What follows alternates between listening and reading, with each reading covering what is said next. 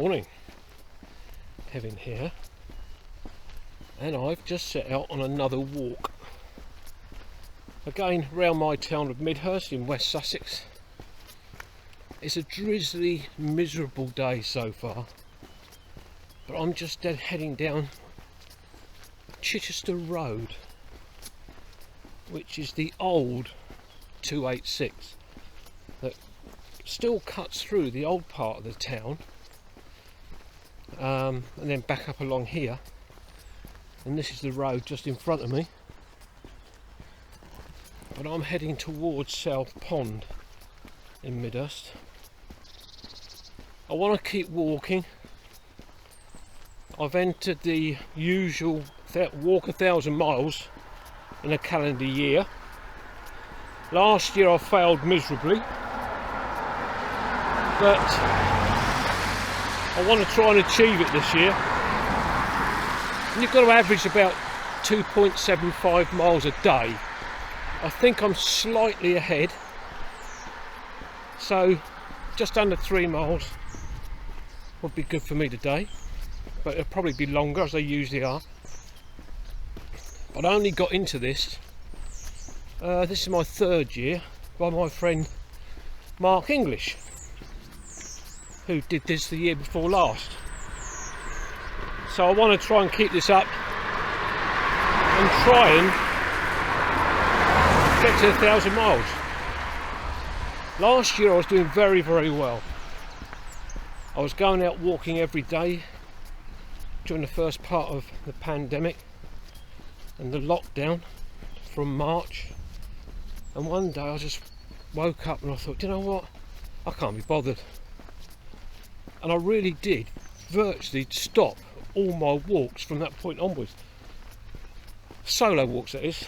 When we were allowed to, I did mix with Cynthia Walder when we could do a first walk together, but still within the restrictions of the government laid down. So I'm going to head along a well-trodden route along the side of the River Rother, and just enjoy the walk. But it's raining quite heavy now. I had decided not to wear a big waterproof coat, so I've got a short padded jacket on with waterproof over trousers over top of my jeans. I think I might be regretting that by the time I've finished. Anyway, I'll press on. Catch you later.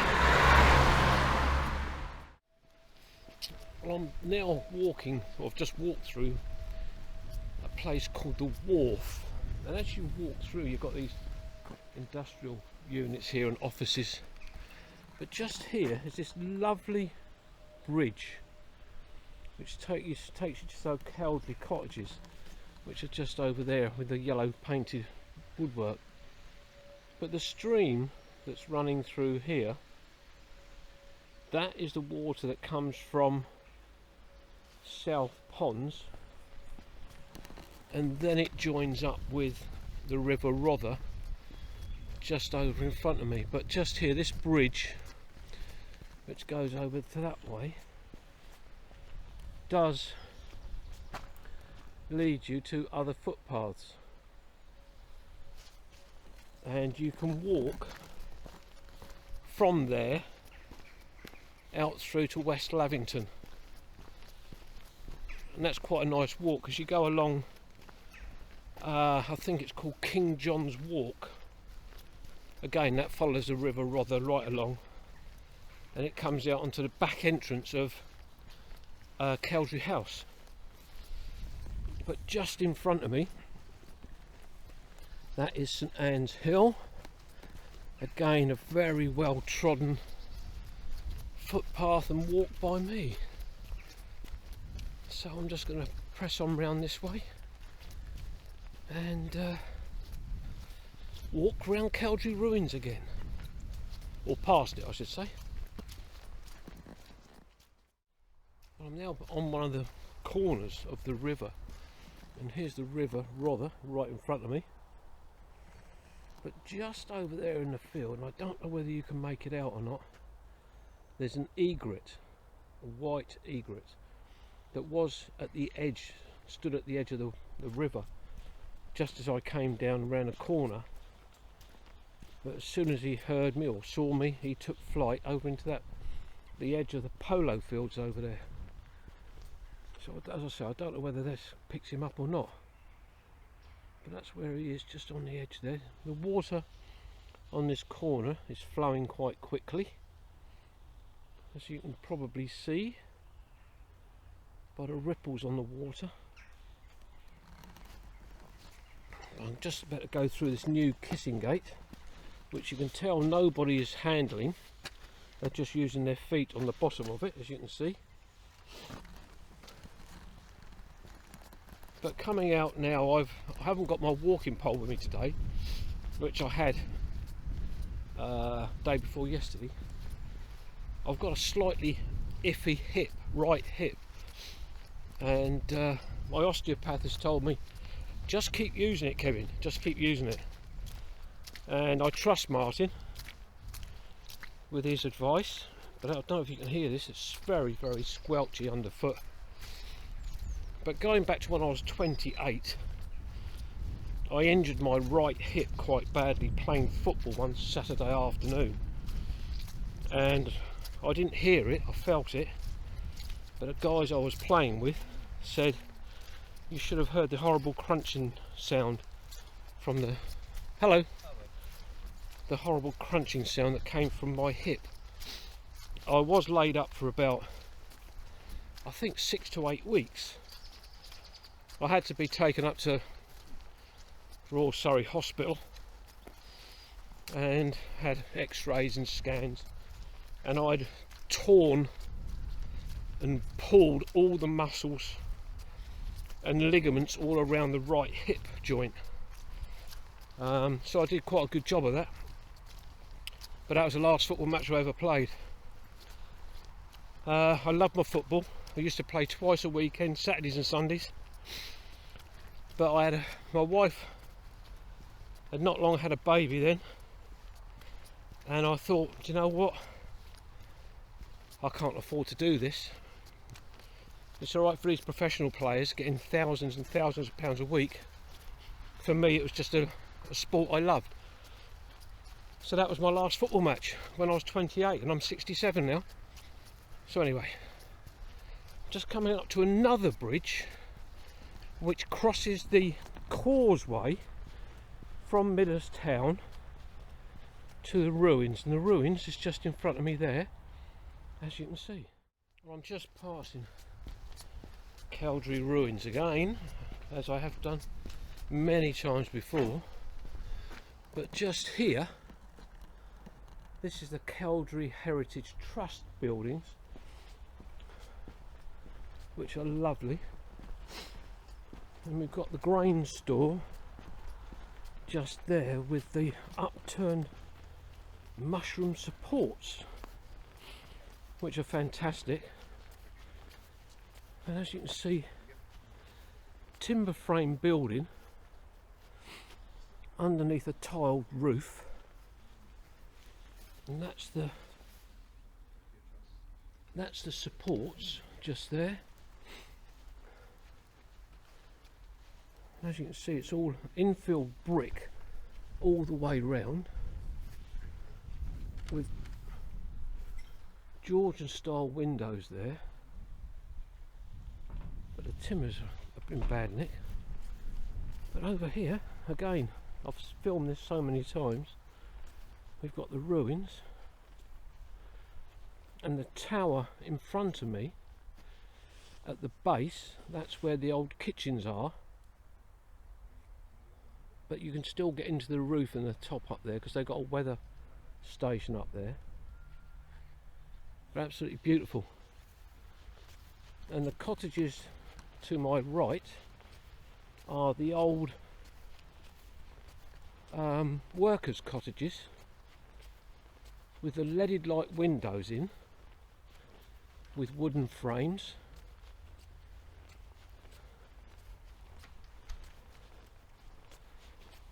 But they're charming, absolutely charming. Morning, sir.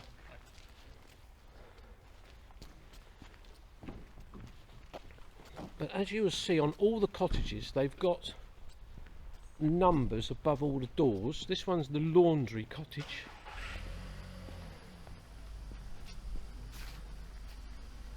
And just there, 448 with a letter C, and that depicts Cowdray name.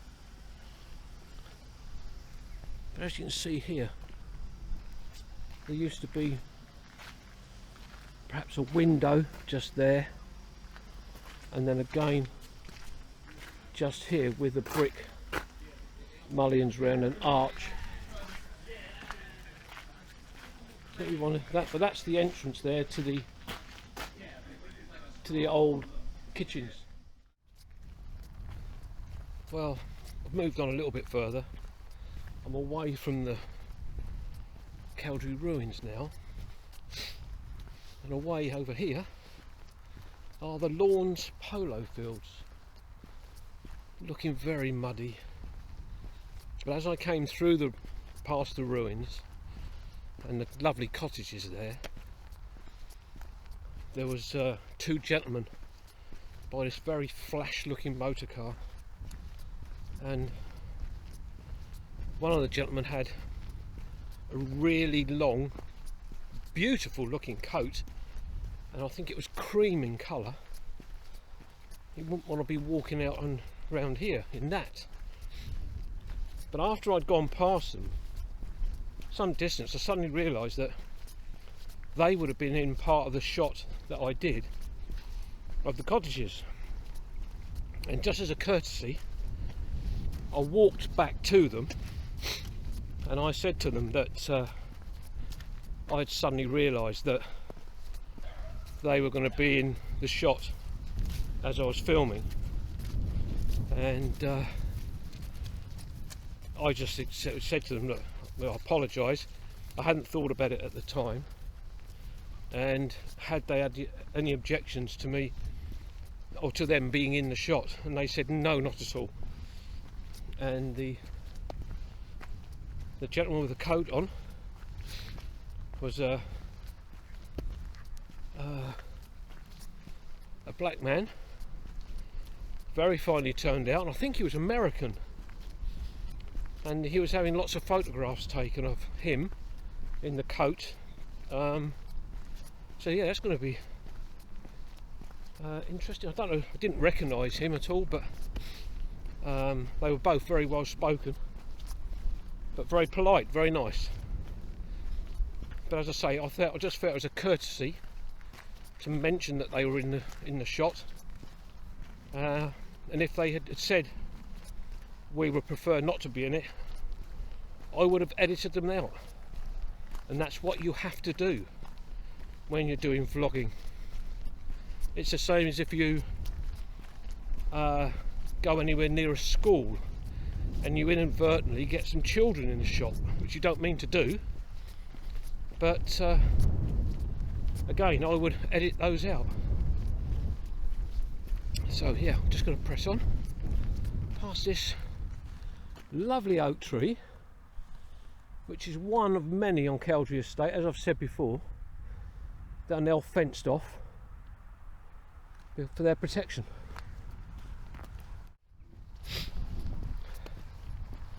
I'm on the far side of the polo fields now. You may be able to see in the background Cowdray Ruins and the low cloud across the tops of the downs, but that's a long way off.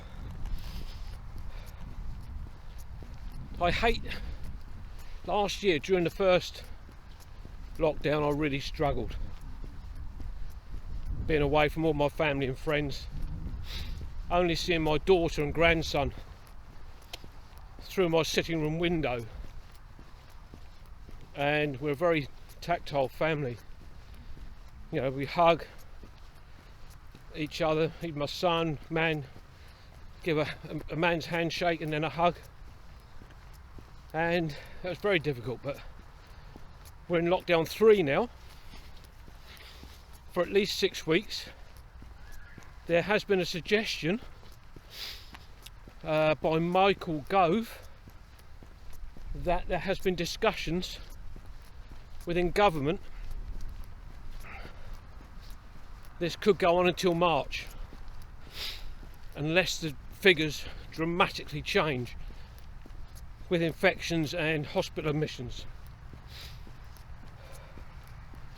But we'll have to see. We desperately need to roll out this Oxford vaccine as quickly as we possibly can.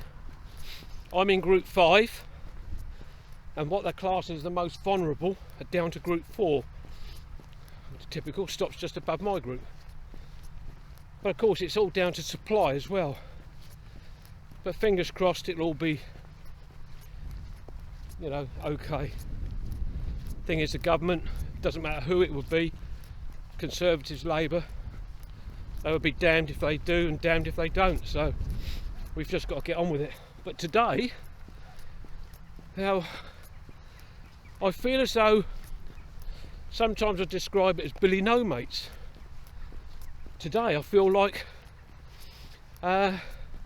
Billy with no dog mates, because literally everybody I've seen today has either had 1 or 2 dogs, and I'm the only one walking that hasn't got one. Anyway, let's press on. Hello, going under some big marquee. Interesting. Just in a very impressive display of how to control a dog. Gentleman, I'm assuming it's his son with him, got a young black Cocker Spaniel by the looks of it, and they're walking along, and the gentleman was just holding his hand slightly down but out in front of him, and the dog kept glancing up. It didn't go any further ahead, and they did this for about 20 or 30 yards. The dog didn't run, just stayed there, kept glancing up, and then the gentleman dropped his hand and then given the direction with pointing his finger away, and he said to the dog, away, and this this dog just took off like it had a rocket up its backside, and it headed straight for this big pile of dirt and proceeded to dig like crazy. But today I've spoken to 1 or 2 people, just said good morning, you know, morning, like that, bit of respect. And I got one gentleman who said morning, then another lady said hello, how are you? I went fine, thanks. And then another chap, I said morning sir, how are you sir? Another one went, oh, not too bad, thank you. Have to do what we're told, you know. And I said, quite right, sir, quite right. So, it just, you know, I'm in a part of the south of England where we are, a huge number of people are the landed gentry, shall we say, which is fine, absolutely fine. Hazelmere is the same. Commute about, millions and millions of pounds worth of properties all over the place. But sometimes I do find it amusing when you still get the people with the very hello, very posh voices. But there you go. So I'm just coming back down past Cowdray Ruins again on my loop round, and I see the gentlemen that were having photographs taken earlier on have moved just away in the distance there. The gentleman with the cream or white coat is by the car, and the photographer is a little bit further away from him. But I would imagine it's some sort of fashion shoot with the way he's dressed. You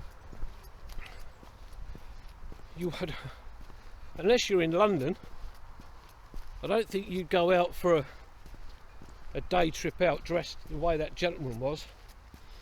As I say, he looked very splendid in his coat and beautifully shone shoes. But yeah, absolutely immaculate. I would have loved to have actually stopped and spoken to them, but very inappropriate, I think, sometimes when you just stop and talk to people like that. If they want to start a conversation with me, and anybody that knows me well, that will be it. I'll be there for the next hour talking to them. But hey ho, yes, I keep saying hey ho. It should be hi ho, hi ho. Only 50 weeks to go, isn't it, until Christmas? Anyway, I've got to press on. I want to head home because I want to go to my allotment this afternoon. Well, I've done a complete circuit and I'm back on the old Chichester Road now. Behind me, if anybody knows the area well, will know this is South Ponds, and this is where I'm going to end my video. I'm using my GoPro Black today for doing this film, and I went out yesterday and did a nearly 5 3/4 mile walk around another part of Middlesbrough, and I was using my other vlogging camera, which is brilliant. The audio and the footage is excellent, but when it comes to putting it through my editing suite, something's going wrong, and I don't know what it is. It's not the footage, because it plays beautifully through the laptop. It's when I try and run it through my editing suite, the DaVinci Resolve, the footage becomes very juddery and at times almost freezes. The audio seems fine, but I've been in touch with DJI for the Pocket 2. They blame the DaVinci Resolve. I think it's something to do with a setting in the Pocket 2, but I don't know. But anyway, we'll have to get to the bottom of that, because otherwise I'm just going to have to use my GoPro. Anyway, this will be Kevin with the backdrop of South Ponds saying bye bye, and I'll see you on the next one. Bye bye. Bye.